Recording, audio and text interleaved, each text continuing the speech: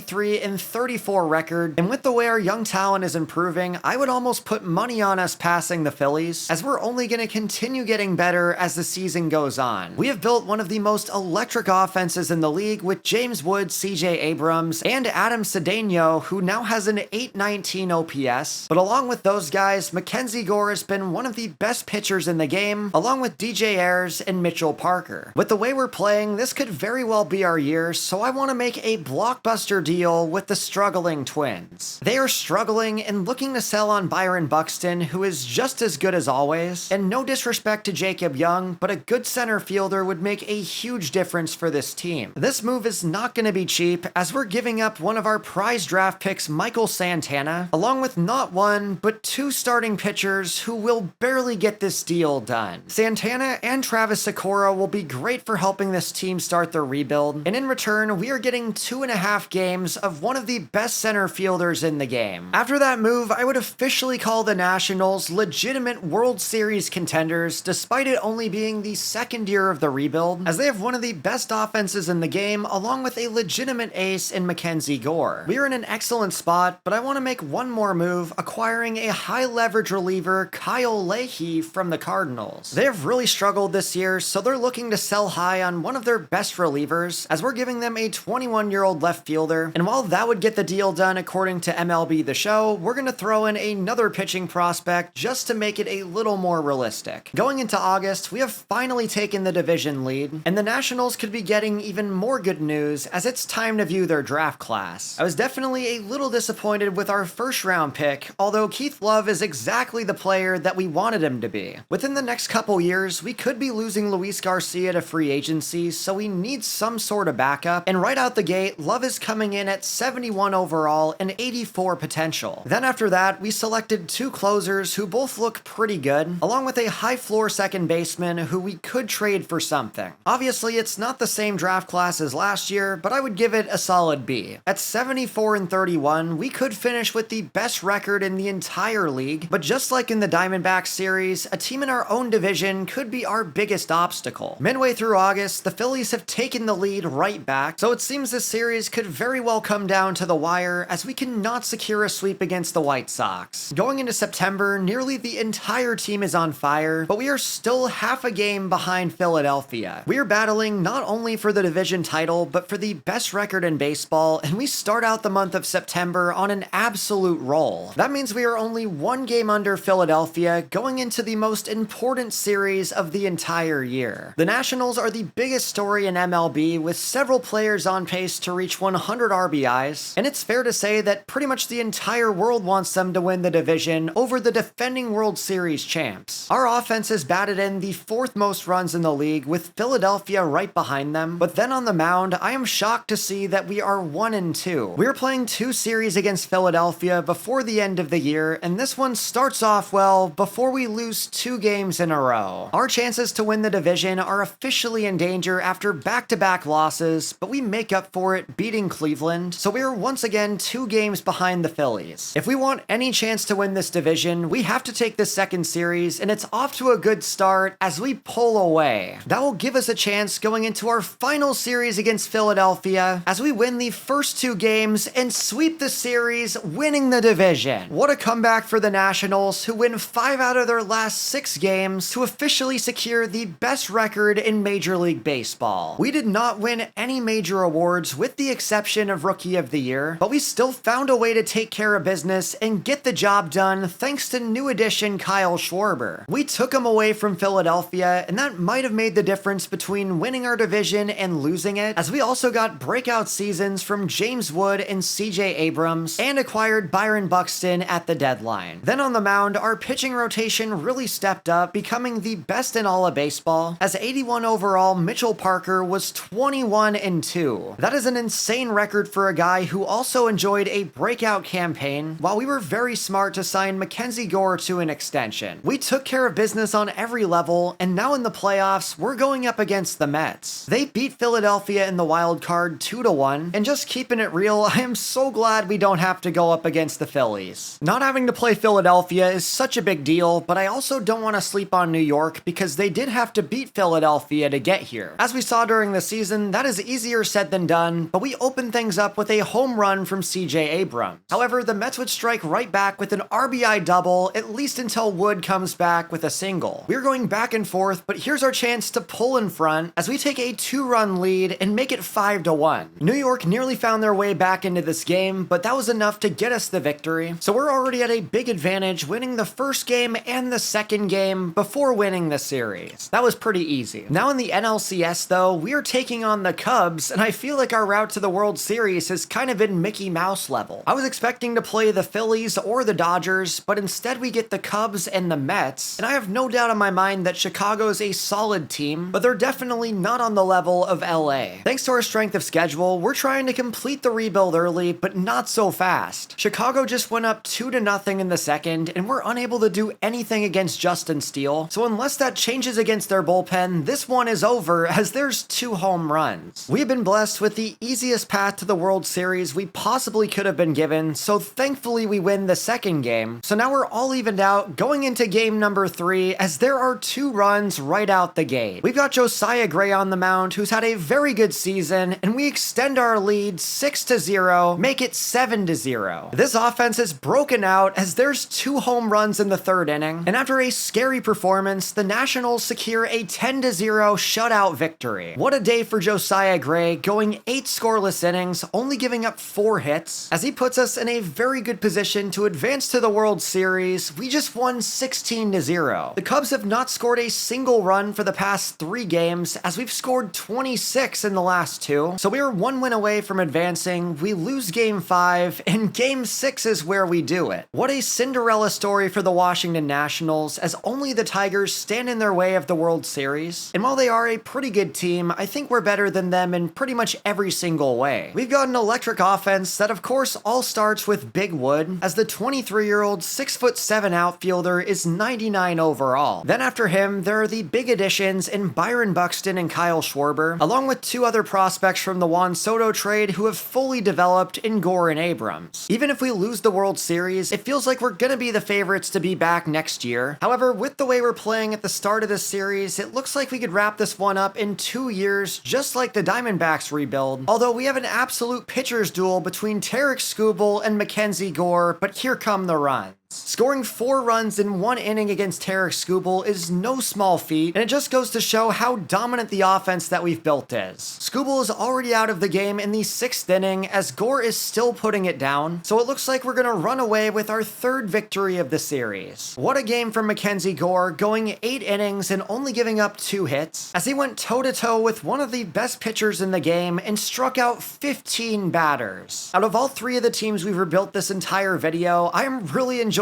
this Nationals team, as we got a legitimate generational talent and have some really fun pieces around him. We're trying to wrap this up with 4 runs in the 3rd, but the Tigers tie it back up, so it is still anyone's game in the 5th inning, although the Tigers look like they're pulling away. It is a 3-run game, but Cedeno cuts into their lead before we tie it right back up, so very fittingly, the final game of the series is the most dramatic. We pull ahead. Now it's up to our bullpen to not give up the lead in the 8th inning, and that is exactly what they do. There's 3 runs. Detroit keeps their series alive with a late rally, and they could very easily force a game 7 as we're going up against Framber Valdez, although we get off to a very nice start. 3 singles give us a 3-0 lead, and they don't stop coming. And even though Josiah Gray is the lower overall pitcher, he is holding it down as there's a dinger from Brady House. For just a second, I was feeling like this would go to game 7, but fortunately Gray is locking in as we are going to the 9th inning, shutting them down and completing the Nationals rebuild in just 2 seasons. That rebuild was way faster and more enjoyable than I thought it would be, as we're moving on to the next one with the Minnesota Twins. For the 2nd straight rebuild, we're gonna have Byron Buxton, but unlike Minnesota in the Nationals rebuild, I am not gonna trade him. As a 93 overall 31-year-old, we're gonna try to build the rest of this team around him, so building a strong roster behind him and Joe Ryan will be the key to this rebuild, and there's some really fun pieces pieces like Royce Lewis and Walker Jenkins who we could develop. Minnesota sold on a lot of assets at the deadline, such as Carlos Correa and Johan Duran, so while some of the team is still here, we're pretty much starting from scratch as they traded 10 players. Just looking at the roster, I might be underestimating how bad this team actually is, as we're going to need a lot more core pieces than I thought if we want to become contenders. To make things even tougher, we have the number 16 pick in the draft, which is not ideal, so I feel like this is going to be a lot tougher than the Nationals rebuild. One advantage of rebuilding Minnesota, though, is we have 7 draft picks instead of the regular 6, so that should at least make it a little bit easier to stock the farm. With the way we're playing right now, though, we should be in line for a good draft pick, as we have a worse record than the White Sox, and it's very easy to see why. Royce Lewis is leading us in RBIs with a 226 average, and while it's been a pretty solid year for Ryan Jeffers, Byron Buxton is just starting to heat up. We have a losing record despite the fact that our rotation has actually been pretty solid, as our 5 starters are putting up pretty good numbers. That's good news for our rebuild, as it seems that our offense is the only thing that needs to improve, but the big problem for us is all of the best players in the draft, as they usually are gonna be pitchers. This is especially gonna be a problem as we're picking at number 16, and just from the looks of it, it looks like our best choice is gonna be a pitcher in the first round. However, the second round is a completely different story, as there's 2 players that I could really see us taking in Dominic Pena and Dominic Fowler. Just because of that, it looks like our best move is to draft a starting pitcher in round 1 and then kind of pivot to position guys in round 2. I'm seeing a lot of guys on the board that could be really good options for us later on. The number 1 player on our board is Canadian starting pitcher Nicholas Young, who's not projected to go until 52, but that is not a risk I want to take. Simming to number 16, he is going to be available along with all of our backups, and with all of the good position players off the board, I think he's going to be our best option at number 16. He is 18 years old, but looks like a 45-year-old man, so that's a pretty good way to start off our draft class, as simming to the next round, one of my favorite prospects, Michael Schiavo, is off the board, but fortunately, he is not my top-ranked first baseman, as Dominic Pena is still here. We are taking the 21-year-old power-hitting first baseman out of Cuba, and he's pretty much guaranteed to come in with an elite ceiling. The Twins just traded Ty France, so they really need a legitimate first baseman, and this selection should definitely fill that void. Now at number 50, though, we're gonna go back to starting pitcher, as the number 4 player in the class is available, and that is an excellent value in the second round. With our next selection, though, I want to go back to the position guys, but my favorite option, Harold Muriel, is not available. That would have been a really good selection, but fortunately Jeffrey Conklin is still on the board, and even though he is a project, I do really like the ceiling. We are selecting him at number 90, and now in round 4, we are taking another starting pitcher ranked top 10 in the class. This guy's name is Napoleon, so he's almost guaranteed to be awesome, and on top of that, he has an elite walks per 9. We take another starting pitcher with an excellent name. In round 5, we pretty much have no choice but to take another one, as William Bong is available, and I really can't say no to that name. He is the number 47 player in the class, who we select at number 150, but wrapping up a very closer-heavy class, we're taking Juan Madrid. After trading Johan Duran to the Phillies, the Twins could really use another closer, and I'm hoping that Madrid can be the guy. That was exactly the draft class we needed, especially because we're entering the All-Star break at 35 and 62 and need a lot of help. Depending on how this rebuild goes, I might have to change my mind on keeping Byron Buxton and Joe Ryan, as they are only under contract for 3 and 4 years respectively, and the same goes for Pablo Lopez. There's a very good chance that our championship window's not even going to be open in 2027, so maybe the approach in this one is to do a full fire sale and completely start over. Our only All-Star this year was Ryan Jeffers, and honestly that was probably just out of pity, and I'm a bit surprised that he made the game over Byron Buxton. Nonetheless, both players are currently on cold streaks, so it doesn't make much of a difference, and despite having some promising players, this offense is looking really bleak. On the bright side, the rotation is looking pretty good, as Taj Bradley and Simeon Woods Richardson are both playing really well, along with, of course, Bailey Ober, Joe Ryan, and Pablo Lopez. Aside from that, though, there are not many positives to pull, as we do win a series against Colorado, but I'm not expecting to win much for the rest of the year. No surprise here, we are selling at the deadline, trading Christian Vasquez and Jose Miranda to the Rays in exchange for a couple promising bullpen arms. That addresses one of the biggest weaknesses on the team, as they immediately become our top guys, but along with that, I'm also trading Justin Topa to the Royals in exchange for another younger bullpen arm. I'm also interested in extending extending Ryan Jeffers, which is not going to cost as much money as I thought, so we're giving him 5 years at $11.8 a year. Those moves will at least make us a little bit better long term, but obviously the most important part of this season is viewing our draft class. In this class, we took 5 pitchers, with 4 of them being starters, and I really wanted to take more position guys, but that was where the strength of the class lied, and it looks like we were very smart in choosing to take them. There's a lot of talent in this class from top to bottom, including our potential closer of the future, but starting at the very top, I'm honestly a little disappointed in the number 1 ranked player in the class. Nicholas Young is only 89 potential with 60 overall, which is pretty far below my expectations, especially for the first player we drafted in the rebuild. I will say though, we did make up for that drafting Dominic Pena, who has elite power at 21 years old, even though his contact and plate skills make him a bit of a boomer bust prospect. If he does develop in the minors, he should be at the majors sometime within the next 4 seasons. And then moving on to our third selection, we went back to starting pitcher with Bobby Raines. He was the number 4 ranked player in the class, but actually looks better than Nicholas Young, as he has better potential and better overall. Obviously, scouting rankings are not 100% accurate, so that's gonna happen, and having 2 great starting pitchers is a pretty good problem to have. Then in round 3, we took a shortstop looking to replace Carlos Correa long term, and while Jeffrey Conklin's a developmental prospect, just like Pena, the ceiling is sky high. It's gonna take a while for his bat to develop, but when it does, he should rise through the ranks pretty quick. It obviously would have been nice to get some more position guys in this draft, but I will never complain about settling for good starting pitchers. And in this class, we got 4 of them, and they're all really good. We ended things off with 2 players who have some ridiculous names, but serious game, as Napoleon Stevenson was our 2nd round pick, and we hit the bong in the 5th. Both players are coming in with very high ceilings and pretty solid overalls to start out. And then of course, we ended things off with Juan Madrid, who could be our closer of the future. 65 is the highest overall in the entire draft class, so it's fair to say he might be making his debut before anybody else on this list. It definitely wasn't the season 1 Nationals draft, but this one was pretty productive, as at least if we miss our championship window, we have some pretty good prospects in the system. We have the worst record in our division going into September, and I would not be surprised if that's the worst record in all of baseball, but of course the Rockies are worse. At this point in the season, we're honestly hoping for as many losses as possible, because finishing in the bottom 3 will give us the best chance for the number 1 pick, and so far we are absolutely tanking. We finished with a 61 and 101 record, and sure enough, that was the worst record in the American League, but the Rays stunk it up, losing 17 games in a row. How do you do that? This upcoming draft class must be absolutely ridiculous if they were willing to embarrass themselves like that, but regardless, we still finished with the 2nd worst record in the league. No surprise, the Dodgers are back-to-back champs, but it's interesting to see the Royals make it out of the American League. The biggest issue I see for this team is there's no way we're gonna re-sign Joe Ryan in just 3 years, and his arbitration value is already very expensive. However, I am offering a 4-year extension to Royce Lewis just because he has good potential, and it's not gonna cost us a lot of money. The one thing we could really use in free agency is a first baseman, and I see that Tristan Casas is available. He still has very good potential at 26 years old and could be a great reclamation project. Under the same logic though, why not bring in David Fry, who I actually acquired in the last rebuild, but I don't think he ever got up to the MLB level. After a couple weeks of simming, Casas and Fry are both very interested, so we're throwing out an offer right away. Before we get there though, it's time for the draft lottery, where we have a 16.5% chance to get the number 1 pick. This lottery could be the difference between a generational prospect and a very good prospect, but the Giants just jumped everyone. We just got the number 2 pick, but do get David Fry, and now in the Rule 5 draft, we have the opportunity to add some solid players to our roster, and we're starting things off selecting Joe Mack to be our backup catcher. At the very least, Mack is going to be a really good backup and could develop into a replacement for Ryan Jeffers, so we're pulling the trigger at number 2 overall in this draft. Then after that though, we're going to select starting pitcher Javier Assad. As starting pitcher's not really a need for us, but Javier Assad is very tempting. As tempting as it is to take Woo Suk Go just for the fun of it, we're going to close things out with another reliever in Tyson Miller. Before the start of the season, we are trading away Zebby Matthews to the Rays for Christopher Morel, and while that does seem like a pretty minor move, Morel could develop into something more. That gives us a pretty interesting lineup going into season 2 as we sign Tristan Casas and then trade traded for Christopher Morel, but of course, do not forget about David Fry on the bench, who will platoon against lefties. We also have a pretty good rotation that should only get better with the development of Taj Bradley and Simeon Woods Richardson, but maybe the biggest improvement of this season is the bullpen, as we selected 4 guys in the Rule 5 draft and signed Bennett Souza. We basically only have 2 years to win with the current version of this team, as Joe Ryan and Pablo Lopez are approaching free agency. However, with 9 prospects in the top 100 and the number 2 pick in the draft, the future's looking bright for Minnesota. In order to make the playoffs in 2 seasons, though, we need a great improvement from the young players on the team, and so far it looks like we're off to a pretty good start. We start the season 5-3 in 3rd place in the division, and taking our first look at this draft class, I'm seeing a lot of pitchers in the top 5. After taking 4 starting pitchers last year, we really need to lock in on the position guys, and right now the best player on the board is Martin Zeller from New Jersey. I'm really hoping we can find a player worthy of the number 2 selection, as we simulate a week, and Zeller is absolutely not it. Even though this looks really bad, I had a feeling that Zeller could be generational just based on his profile, and the fact the game is trying to convince us that he's bad is only helping his case. Because if he's generational, he's gonna go back up to rank number 1, and there we go. Unless he gets taken right in front of us, Martin Zeller will be our first selection in the draft, and the good news just keeps coming as we're off to a great start with a 19-12 record. That puts us in first place in a pretty decent division, and I'm glad we extended Royce Lewis because he's been on fire to start the year. He's putting up very good numbers alongside shortstop Brooks Lee, who we're trying to develop into an adequate replacement for Carlos Correa. It seems the rest of the offense needs a bit more work though, although the Tristan Casas reclamation project does seem to be working out pretty well. Then in the rotation, Taj Bradley is having another good season, along with Joe Ryan and Pablo Lopez. We will see if our success continues as we win a series against the Tigers, but we're still barely holding on to the lead. We are winning a lot of games, mostly thanks to the bat of Royce Lewis, who's continuing a great season, but I also have to give a shout out to Tristan Casas, who is having a great breakout season with the Twins. Then on top of that, Simeon Woods Richardson and Taj Bradley continue their great play, so it feels like our young players are stepping up earlier than I expected. We're trying to keep our winning ways going into the month of June as we sweep the Rangers and are still 2 games above the Tigers. We are performing way above expectation, and now we have a chance to get even better with the MLB draft. The obvious number 1 overall pick is Martin Zeller, who I'm pretty sure is generational, and as the number 5 player in the draft, there's a pretty good chance he's gonna fall to number 2. We just need our guy to survive 1 pick. The Giants select Martin Zeller. Of course they did. This rebuild is ruined. I'm so used to generational prospects falling right into my lap, but I guess my luck had to change at some point as we miss out on Zeller. That is so unfortunate, as we have to settle for the number 2 overall player who's not even close to as good. Just weighing my options though, I do think that Alexi Pereira is the right decision. In simming to the 2nd round, I may as well take this outfielder since I already missed out on the guy I wanted. We could have started the draft with our 2 corner outfielders of the future, but instead we only get one of the guys we want, which is absolutely brutal. Now at the number 65 pick, we're taking center fielder David Crocker, but I still can't believe that after the season we had last year, we did not get the generational talent we needed. We do get the number 3 player in the draft at pick number 110, and then we follow that up with the number 9 player at number 140. Closing things out, we're selecting our 3rd starting pitcher of the class, since you can always trade these guys for something later, and while I do think we recovered pretty nicely, we still lost out on the guy we wanted. No matter how the rest of the season goes, we're a little worse off not getting Zeller, but at the very least, we have one of the best offenses in the league, as Royce Lewis has emerged as a legitimate MVP contender. 86 RBIs at the break is ridiculous, as Byron Buxton is also starting to heat up, while Tristan Casas, Brooks Lee, and Matt Wallner are all also having good seasons. We've been pretty balanced across the board as several players are heating up, but without a doubt, the real strength of our team has been this rotation. Every single full-time starter has an ERA below 4, and that is a pleasant surprise as we're 1st in the league in ERA. We also have the number 4 ranked offense in terms of runs, as the offseason additions of David Fry and Tristan Casas are really paying their dues, and it also seems that the trade for Christopher Morel is working out. Add in that Walker Jenkins is on the verge of being called up, and this season has been a complete success. Just as we suspected, Royce Lewis is indeed the MVP favorite, and we're looking looking like geniuses for locking him up for the next 4 years. I would be very surprised if he doesn't win the award, as Pablo Lopez is also in 3rd place for the Cy Young. We have a 9-game lead coming out of the break, so there's a lot of room for error as we lose a series to the Yankees, so I definitely want to make a move at the trade deadline, and what about trying for Roman Anthony once again? We already missed out on one generational talent, so I'm curious what this would cost, as I'm throwing in 2